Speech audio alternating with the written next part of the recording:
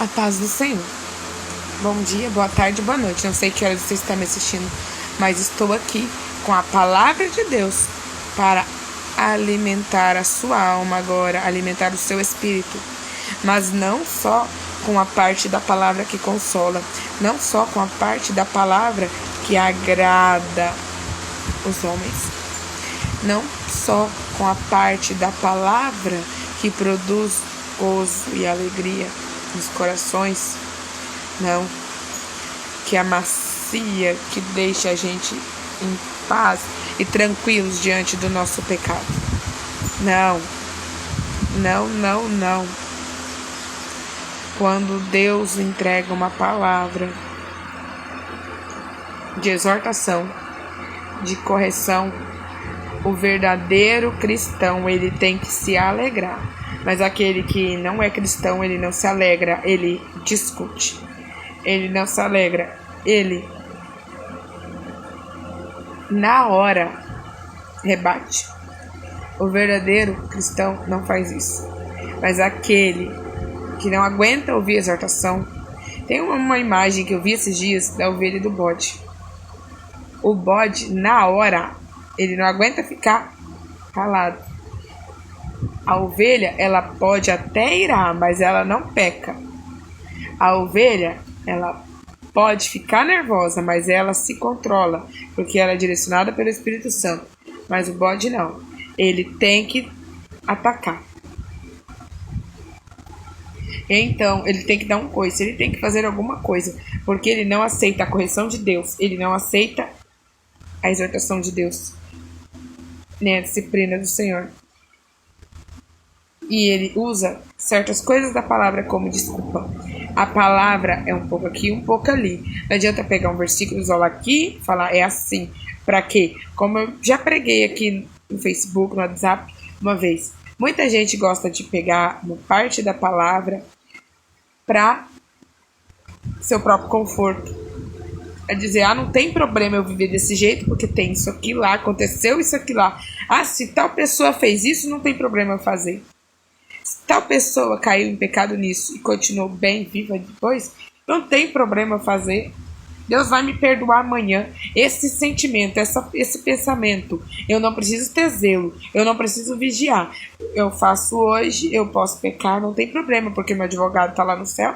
E esse sentimento é um sentimento dos religiosos, dos fariseus, dos crentes hipócritas, dos sepulcros caiados, daqueles que honram o Senhor com os lábios, mas estão com o coração longe dele. É aqueles que querem amaciar o seu próprio pecado, amaciar a sua própria fraqueza, passar a mão nela, passar um pano na borracha para dizer, esconder ela, para dizer, não tem problema, tem sim.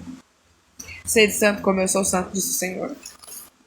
O fato da palavra dizer que somos pecadores não quer dizer que nós vivemos no pecado. O fato de a Bíblia dizer que nós somos pecadores não quer dizer que nós podemos andar, viver, perseverar no pecado, achar o pecado algo normal e ter aquele pensamento, não tem problema se eu pecar. Só de ter esse pensamento denota falta de amor a Deus, falta de zelo com a palavra, falta de santidade interior. Porque não é só santidade exterior, não. Precisa da interior. Tem muita gente que tem a santidade exterior. Nossa, passa pra onde passa. Roupão, tudo tampado, tudo certo. Tudo santidade do pé à cabeça. Mas interiormente, um sepulcro caiado. Interiormente, não tem nenhuma santificação.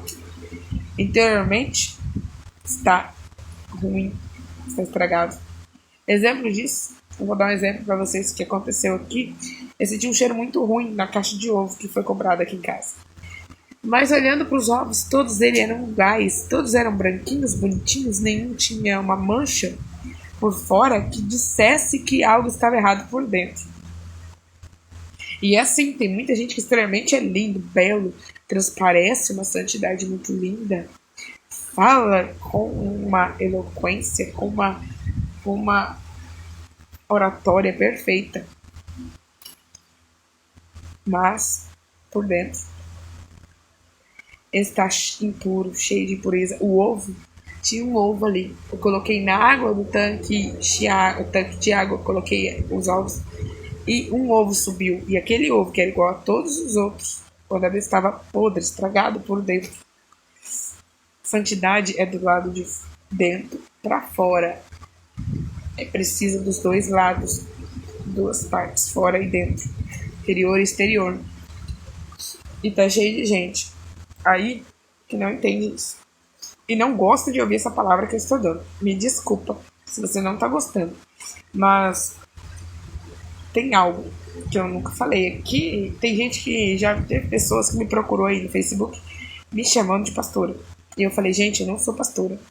Perguntaram, você é diaconisa? Não, eu não sou. Não tenho títulos humanos. Tem algo que Deus disse que eu seria quando eu tinha 12 anos. Aquilo eu recebo. E eu entendo muito bem o peso disso. O peso da palavra que Deus colocou sobre mim quando eu tinha 12 anos. Ela começou a se cumprir assim de forma efetiva, que eu consegui compreender depois de 12 anos depois. É aquela lá que eu recebo. E eu sei que o peso daquela palavra me faz ser uma pessoa que não vai agradar todo mundo. Que vai falar coisas que vão irritar, vai falar coisas que vão ferir, vai falar coisas que vão ser como uma espada transpassando a alma daqueles que brincam com a palavra de Deus, daqueles que são religiosos, só sabem julgar e condenar e apedrejar, e daqueles que conhecem a palavra, apedrejam, condenam o pecado do próximo, mas na sua falha, na sua fraqueza, sempre dá uma forma de dar uma escapadinha, uma desculpinha. É graça, é graça, é graça, mas quando é para outro, não é graça. É só para si mesmo, é graça. É graça. Eu não preciso, porque Deus sabe que nós não conseguimos. É Deus que faz a gente conseguir. Se Deus não fazer a gente conseguir, não consegue. Acha que não precisa se esforçar nem um pouquinho. Acha que é Deus que tem que fazer tudo. Acha que é Deus que vai pegar a mão dele e falar assim, vem cá, você precisa se santificar. Acha que é Deus que vai pegar assim, você precisa fazer isso, chacoalhar ali. O Espírito Santo quer que nós sejamos meninos, crianças que vivemos. Tem gente que se converte, mas acha que tem que ser criança, tomar o leite espiritual o resto da vida. Acha que até o fim, até a volta de Cristo para ele tem que estar só tomando leite espiritual e no alimento sólido ele não quer, não. Acha que tem que ser menino. Letícia, mas existe negócio de menino e de velho nas coisas de Deus? Existe. Quando a Bíblia lá diz os jovens sonharão e os velhos terão visões, aquilo ali não estava falando de idoso e de criança e de adolescente, não. Estava falando que aqueles que são velhos, espiritualmente falando, são velhos na jornada espiritual, velhos no cristianismo, velho como cristão, velhos no conhecimento, que já estão numa etapa mais avançada nas coisas de Deus. E aqueles que são jovens, são novos ainda na jornada cristã. É nesse sentido. Tem pessoas velhas que se converteram e ainda são novas na jornada cristã, são jovens na jornada cristã, e pessoas novas que são velhas na jornada cristã, velhas nas coisas que já viveu espiritualmente. Então, mas vamos lá, eu ainda não passei a palavra principal que eu quero passar para vocês, parece, né? Mas eu vou passar para vocês. O Espírito Santo ministrou no meu coração há 2 domingos atrás uma palavra maravilhosa que o Senhor já tinha me ordenado para entregar a um certo grupo de pessoas, um certo local. Ele já tinha me pedido para entregar ela. Só a parte do versículo já foi faz 1 ano. No final do ano passado ele me deu a palavra completa, me confirmou há 2 domingos atrás, me mostrando eu entregando essa palavra. Esta palavra eu quero passar agora para vocês de uma forma bem breve, bem resumida, para que vocês possam entender. E aí o Espírito Santo, depois que eu ministrei esta palavra, ele me deu outras palavras, ou seja, ele ministrou no meu coração outras coisas sobre aquilo. Porque muitos querem encontrar desculpa na palavra. Desculpa. Arranjar coisas, justificações para coisa errada. Eu acho isso abominável. Não. Primeiramente, Deus abomina isso. Deus coloca no meu coração isso. Deus coloca, o Espírito Santo fala comigo. Eu me entristeço com isso. Eu não estou agradando disso que estão falando, que estão fazendo, que estão dizendo, que estão pensando. Isso é tão complicado. Então eu quero que você preste atenção na palavra que eu vou entregar agora. A Bíblia diz em 1 Samuel 6, versículo 13, que Davi, aquele que o profeta Samuel disse que era um homem segundo o coração de Deus, ele foi apossado pelo Espírito Santo quando foi ungido. E depois a Bíblia diz, em 1 Reis 15, versículo 5, que ele era reto diante dos olhos do Senhor e não se desviou, senão no caso de Urias. Quem era Urias? Era um homem de confiança de Davi. Era um homem de confiança de Davi, casado com uma mulher chamada Batseba, uma mulher muito bonita. Certamente deve ser era mais bonita do que todas as mulheres de Davi e de todas as mulheres de Israel, né? Porque Davi, sendo o homem segundo o coração de Deus, o que ele fez? Teve tempo de pensar, planejar, refletir. Tem gente, a gente às vezes peca na hora do nervoso, falar o que não deve. E aquilo, a Bíblia diz que é das nossas palavras nós vamos tomar conta. E às vezes nós falamos algo que não deve ali, sem intenção. São pecados sem intenção. Mas eu já vejo muita gente pecando por intenção com aquele pensamento: Deus vai me perdoar amanhã. Isso é hipocrisia. A gente tem que zelar e vigiar. Se a gente acabar falhando ali na hora do nervoso, de uma situação que nós nem pensou em pecar e nós pecamos sem querer, por palavra ou por ação, mas algo assim, ó, não planejado, não intencional, não algo que foi produzido na nossa mente ali, a gente produziu, vai lá e faz com um raciocínio, com a consciência, tendo certeza do que está fazendo. Se a gente conhece que Deus não agrada, eu sei que Deus é contra, vou dar um exemplo, adultério. Se eu tenho, adultério é uma coisa que ninguém faz, aconteceu. Não, isso não existe. Isso aí, quando acontece, é algo intencional. A pessoa sabe que ela está fazendo. A Bíblia diz que os adultérios vêm do coração do homem. Mostra os pecados que vêm do coração do homem. Então o homem pensa, deixa ele no coração, vai lá e efetiva o pecado. Agora outras coisas, como eu falei, acontece sem intenção. Pequei, meu Deus, eu não devia ter feito isso. Eu não devia ter feito isso, nem falado isso. Meu Deus, na hora do nervoso eu fiz isso, eu não acredito. Por que eu fiz isso?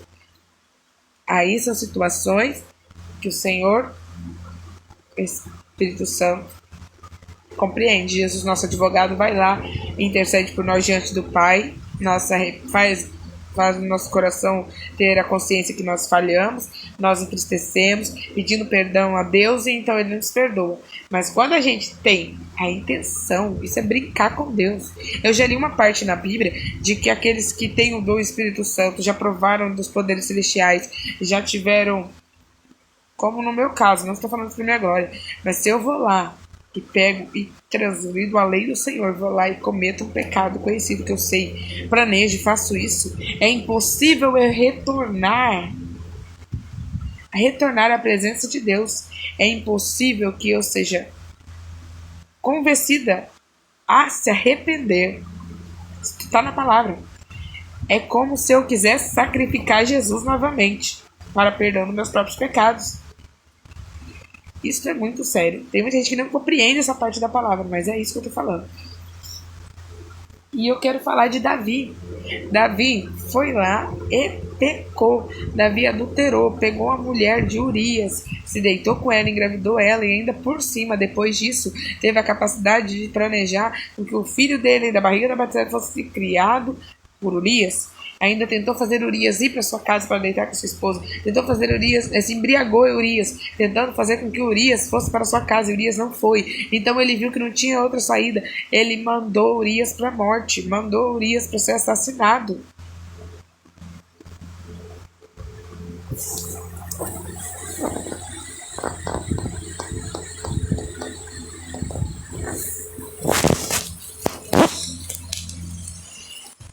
Olha que tamanha maldade Davi deu lugar em seu coração. Passou 9 meses, ele teve filho, não chorou, não se arrependeu. Mas Deus viu tudo, isso foi mal diante dos olhos de Deus. Deus viu tudo isso, a Bíblia diz em Samuel que isso foi mal diante dos olhos de Deus e que Deus viu. Deus deu até tempo para ele se arrepender.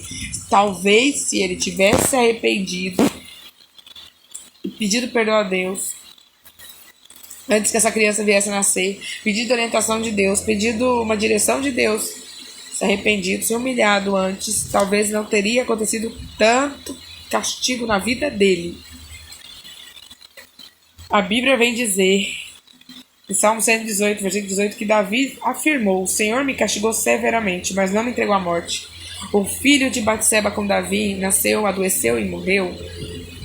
Tem um hino que fala: Davi adorou naquela situação quando o filho morreu. Davi adorou naquela situação quando o filho dele morreu. Será que pode ser assim? Existir um adorador assim? Eu espero que não exista um adorador que tenha a intenção de ir lá e pecar intencionalmente, planejando seu pecado, e depois achar que adorando está sendo algo assim muito de glória para ele. Não, não foi nenhuma glória para Davi adorar. Adorar era mais do que a obrigação dele, e ele tinha que adorar em reconhecimento à sua culpa, sabendo, sim, meu filho morreu, foi a minha culpa, foi meu pecado que castigou meu filho. A Bíblia diz que Deus castiga até a terceira, quarta geração daqueles que aborrecem ele, que transgridem os mandamentos dele, transgridem a palavra dele. Ele castiga os filhos. O castigo dele, o profeta Natan veio até Samuel, lá em 2 Samuel, capítulo 11 e 12, gente. Desculpa, é 2 Samuel, eu estava falando primeiro. 2 Samuel, capítulo 11 e 12, nós vemos que o profeta Natan foi usado por Deus para falar, entregar uma profecia a Davi, dizendo que a espada não se apartaria da sua casa e que tudo que ele fez em oculto, seus filhos fariam à luz do sol. E assim foi. As suas mulheres, um dos seus filhos deitou com as concubinas de Davi à luz do sol, sobre a alta do palácio. Davi viu seu filho ser morto depois que abusou da sua filha de Davi, da única mulher que Davi tinha como filha. Depois nós vemos que este que matou o irmão, porque abusou da irmã, tentou tomar o trono de Davi e também depois foi assassinado pelo comandante de Davi, do exército de Davi. Vemos outro filho de Davi também ser morto. Então, filhos de Davi foram assassinados por causa do pecado do próprio pai. Eles podiam ser abençoados, mas não foram, por causa do pecado do pai. E tem gente que vai dizer: ah, mas isso foi plano de Deus. Peraí, Deus planeja que você e eu vamos lá e cometam pecado? Se é assim, então para que pregar a palavra se é Deus que está planejando tudo? Me explica como que Deus planejou o adultério de Davi. Se Deus o fez,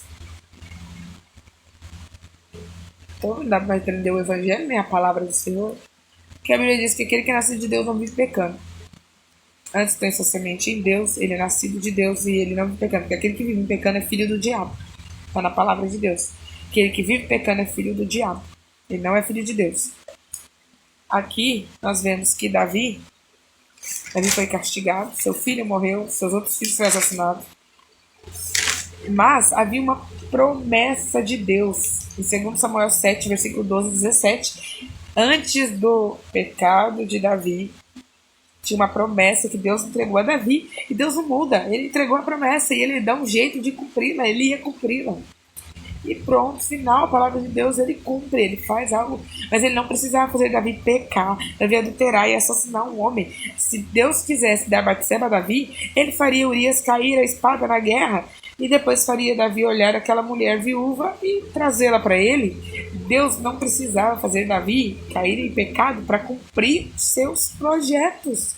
Deus entregou em 2 Samuel 7, versículo 12 a 17, a Davi uma promessa de que o descendente dele seria para ele muito amado, mas ele ia açoitá-lo se ele falhasse, se ele pecasse. Açoitá-lo espiritualmente falando, da forma de Deus, corrigir o homem. E que ele construiria o templo para o Senhor. E Davi pecou. E sua promessa também cumpriu, mesmo assim, que era a palavra de Deus decretada ali. O castigo de Deus sobre ele cumpriu. E a promessa de Deus sobre o filho dele também cumpriu. Não precisava de Batseba. Não precisava de Batseba. Quero que você preste bem atenção no que eu vou dizer. Deus não precisava que Batseba casasse com Davi para que Salomão, vocês não precisavam de Salomão para depois Jesus vir da descendência de Davi, não. Deus tinha escolhido um descendente, mas Deus não precisava disso. Deus poderia escolher outra mulher da descendência de Davi. Outra mulher descendente de Davi para ter Jesus Cristo. Não foi plano de Deus que Davi caísse em pecado. Gente, isso é absurdo. Deus apenas escolheu Salomão como descendente, porque Salomão nasceu de quando Davi já tinha falhado, mas tinha perdido o perdão a Deus, já tinha alcançado o perdão de Deus, já tinha arrependido e já estava ali. Deus ali viu que ele já tinha entendido seu castigo, sua disciplina já estava aplicada, já começou através do primeiro filho que veio pelo pecado, já morreu. Então Deus permitiu, depois que ele casou direitinho com Batseba ali, ele teve um filho com ela. Aí Deus amou este filho que veio de uma forma correta, e Deus escolheu aquele filho, mas Deus poderia escolher outra criança. Deus poderia ter feito de outra forma se Davi não tivesse pecado, se fosse da vontade de Deus que ele casasse com Batseba. Não precisava de Davi pecar. E tem muitas pessoas que ficam falando, não, Deus fez assim porque tinha que ser assim. Então se as pessoas passam a mão no pecado, elas amaciam o pecado. E por isso, o que acontece? Muita gente, quando ouve uma mensagem, você fica tranquilo que tudo está acontecendo na sua vida, ou seja, a gente está mandando fazer isso, mas a gente não faz nem metade disso. Se a gente não faz, é porque a gente não está tendo zelo, a gente está buscando a Deus. É por isso, é porque as pessoas estão amaciando o pecado, estão pondo a mão sobre o pecado, escondendo o pecado, tentando acariciar os seus próprios falhas, seus pecados. É por isso que a igreja não cresce mais. A igreja, eu estou falando da igreja verdadeira, a igreja espiritual verdadeira. Eu não estou falando das igrejas que pregam prosperidade, das igrejas que pregam coisa errada, das igrejas que estão aí crescendo de forma errônea, porque a Bíblia diz que haveria falsos profetas que fariam tantos sinais e prodígios que enganariam até os escolhidos se fosse possível. Então, eu não estou dizendo dessas que cresce de uma forma que não dá nem para entender, porque a Bíblia diz que nos últimos tempos, se Deus não abreviasse os dias, nenhuma alma se salvaria. Não é da igreja que a gente vê na Bíblia dizendo que se levantariam pessoas que pregariam coisas que agradariam os ouvidos, e por isso as pessoas iam procurar estes lugares. Não é onde parece que tem formiga no mel, não é esses lugares que eu estou falando. É na igreja verdadeira, a igreja que tem toda a verdade, a igreja que busca conservar a palavra do Senhor, conservar a santidade desde o tempo do início da igreja de Jesus Cristo. Esta igreja, infelizmente, as pessoas estão já deixando o pecado de uma forma bonita, sendo apresentado nas mensagens. Uma forma tão tranquila que faz as pessoas não terem zelo nem vigiar. Não tem problema mesmo, Jesus é meu advogado. Não, Jesus é teu advogado, mas não para você pecar intencionalmente, não. Graça não é brincadeira, é favor imerecido de Deus. Favor imerecido. Graça não é para dizer para você peque à vontade, que está tudo bem. Aquele graça de Deus não vive pecando, então a palavra é mentira? Não, ela é verdade. Aí você vai falar, mas todos nós somos pecadores, mas eu escolhi ser pecador remido, não um pecador que quer viver no pecado. Pecador remido é aquele que foi remido pelos seus pecados. Eu sou pecadora, mas remido pelos meus pecados. Quando eu peco, não peco por intenção. Não peco porque eu quero pecar. Quero que você preste bem atenção disso. Aquele que pega e diz, não, a pessoa tal pecou, usa ainda parte da Bíblia, dizer, Davi pecou, o que tem eu pecar também? Davi pecou lá, não vai acontecer nada comigo não. E aí eles não têm nem sentimento de tristeza pelo pecado, eles pecam, nem sente tristeza, acha natural, nem confessou o pecado. Eles têm que confessar o pecado para ser perdoado, confessar diante de Deus. Senhor, eu pequei nisso, Senhor, me perdoa. Tem gente, muita pessoa que está com pecados conhecidos e acha que não tem problema. Do crente, pastor, e tudo que você vai falar, um monte de pessoas que se dizem que tem a palavra de Deus na boca, mas dentro dos seus lares. Tem muitos que, igual Davi, que pecou ali por intenção com Batseba, estão pecando e acham natural. A graça me alcança. Estão no vício da pornografia, nem sabe. E estão desejando a pessoa que eles estão vendo pelos vídeos. E esquecendo da palavra do Senhor, aquele que olha para uma mulher com intenção impura, já adulterou seu coração. E os adúlteros não herdarão o reino de Deus. Se pudesse viver pecando, se a graça fizesse isso, nos protegesse ao ponto de deixar-nos pecar intencionalmente da forma que quisermos, não estaria lá na Bíblia que os mentirosos, os adúlteros, os pecadores, os covardes não herdariam o reino de Deus. Estaria? Não estaria. Não estaria. Graça não nos permite pecar. Cuidado. Tem muita gente aí com pecado escondido, achando natural. E vive na carne, mas está pregando a palavra na boca, mas está carnalmente vivendo. E nem percebe. A letra mata, mas o Espírito vivifica. Tem muita gente que vive na letra da palavra, mas a letra mata e o Espírito vivifica. Então, acautelai-vos. Deus, ele não precisa fazer ninguém pecar para cumprir sua promessa. Ele direciona, ele orienta, pelo contrário. E a gente tem o livre-arbítrio de escolher se nós vamos seguir a orientação e a direção dele ou não. Tem coisas que a gente não faz intencionalmente. A gente não quer fazer, mas quando vê, já fez. Ou a gente, às vezes, por opção, deixa de fazer algo que a Bíblia diz que aquele que sabe que deve fazer o bem, mas não faz, comete pecado. Este já é um pecado não intencional. Às vezes a gente tá vendo, a gente sabe que deve fazer, mas como que não vai fazer? Não tem coragem de fazer. Só que se a gente viver nessa, isso é normal e natural, nós vamos cair lá nos covardes que não entrarão no reino dos céus. Acha que é normal? Acha que é natural? É natural, é normal isso. É isso que tá o problema dos crentes de hoje. É normal eu ter essa falha, essa fraqueza, todos nós, né? Prega. Gente, todos nós temos fraqueza, não tem problema nenhuma. Fica amaciando as fraquezas das pessoas. Quem tá na frente pregando, amaciando as fraquezas das pessoas, pagará um preço muito maior do que as pessoas que estão achando tranquilo as suas falhas, mas porque não teve uma orientação, não consegue entender que estão errando. Então você está me ouvindo, se você está falhando em algo, peça para Deus. Você não estou dizendo para você que você não vai ter perdão, não estou querendo dizer para você que você não vai para o céu, estou querendo te dizer, se você está falhando em algo que você sabe que está falhando, não aceite esta falha em você. Você precisa colocar seus joelhos no chão, jejuar se necessário, chorar nos pés do Senhor e falar: Senhor, eu não quero isso na minha vida. Me ajude, Senhor, a corrigir essa falha. Confessar a Deus a sua falha e pedir socorro, ajuda nele. Senhor, eu não quero isso. Senhor, eu não quero esse vício. Senhor, eu não quero isso, eu não quero aquilo.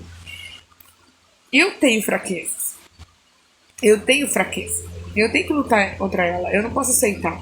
Alguém vai dizer, mas não tem problema não. É normal. Deus sabe que o homem é mau desde a sua natureza. E que ele é falho. E que ele é pecador. Todos pecaram. Sim, todos pecaram, mas não quer dizer que todos os salvos viveram em pecado. Presta atenção, abre a mente. Quando Paulo diz que ele é o maior pecador de todos, eu sou o principal pecador, ele estava dizendo que ele estava dizendo? Porque ele muito pecou, porque ele perseguiu os cristãos, ele perseguiu de uma forma horrível, ele foi condizente com a morte de cristãos. Eu duvido que ele tenha até matado, pela forma que ele fala, tenha matado algum cristão, tenha soltado algum cristão quando lançava eles nas prisões, na baixuria, da Síria. Ele não estava, ele condenou o pecado. Ele mostrou que o Senhor abomina o pecado. Quando ele disse que ele era o maior pecador, ele não estava dizendo que ele estava vivendo em pecado. Ele não estava dizendo que ele estava em pecado conhecido. Pelo contrário, não. As pessoas não compreendem a palavra, elas leem e querem interpretar do seu próprio jeito, o que é melhor para a sua própria carne, para o conforto do seu próprio pecado. Acautelai-vos, acautelai-vos, acautelai-vos, acautelai-vos. Tenhamos cuidado com a palavra. A palavra não é brincadeira. A palavra não é brincadeira. E aqueles que ministram a palavra, aqueles que estão à frente, aqueles que pregam a palavra do Senhor, devem ter muita cautela, vigiar. Porque há muitas almas que se perdem por causa da palavra sendo ministrada, pregada aos ouvidos dela de forma errada. Nós precisamos ter zelo, buscar santidade do Senhor, interior e no exterior, na mente, na alma, no corpo. Então, esta é a palavra que eu tinha para entregar para vocês agora. Se vocês puderem compartilhar, compartilhem, curtirem, comentarem, para que mais pessoas possam ver, eu agradeço a vocês. Eu tenho uma missão muito importante que Deus me deu, mas eu sei muito bem que não vou agradar todo mundo. E que não vai ser um mar de rosas. Aqueles que gostam das rosas também vão suportar os espinhos. Não é fácil. Mas eu sei que Deus, Ele sabe o que faz. E eu quero dizer a você, você que já pecou, não estou dizendo para você que acabou. Não. Se arrependa. O coração quebrantado e contrito não desprezará o Senhor. Isso está no Salmo 151, se não me engano, Salmo 151, onde Davi fala sobre o seu pecado, sobre o seu erro. Salmo 51, versículo 17. Ele fala sobre o seu erro, sobre a sua falha. Confessa o seu pecado diante de Deus e diz que Deus não despreza o coração contrito. Aquele que realmente, e ele pede para Deus lavá-lo, lava-me completamente da minha iniquidade e me purifica do meu pecado. Ele teve conhecimento e entendeu o seu erro, mas muita gente não entende o seu erro e aceita, e tem até pecado de estimação. E aí está o problema, esses não entrarão no reino de Deus. Se pecou, mesmo que tenha sido por intenção, e você ainda não provou os poderes celestiais, não recebeu o dom do Espírito Santo em você, mas o Espírito Santo já te deu tristeza pelo pecado, você já se arrependeu, mas pensa que não tem jeito. Tem jeito sim. Você já se arrependeu, o Espírito Santo já produziu em você arrependimento sincero, coração quebrantado, ele não despreza, peça perdão, mas deixe o pecado. Quando Jesus curou o paralítico do tanque de Betesda, eu acho muito bonita a forma que ele fala para aquele paralítico. Ele disse: vai e não peques mais, para que não te aconteça algo pior. Porque Deus, ele castiga e disciplina. No capítulo 12, versículo 5 a 11 em Hebreus, diz assim: o Senhor disciplina. Eu vou achar aqui para ler para vocês para encerrar agora. Se o Senhor te disciplinar, se alegre. Isso significa que Ele está querendo que você entenda que Ele é um Pai amoroso e Ele está te disciplinando para que você não cometa novamente o mesmo pecado. Não é para você perseverar no pecado, não é para você viver pecando, viver na sua fraqueza, na sua falha. Não. Olha aqui o que está dizendo em Hebreus 12, 5, 11. Já vós esqueceste da exortação que vos admoesta como a filhos. Filho meu, não despreze a correção do Senhor, nem te desanimes quando por ele é repreendido, pois o Senhor corrige ao que ama e açoita todo o que recebe por filho. E é para a disciplina que sofreis. Deus o trata como filho, pois qual é o filho a quem o pai não corrige?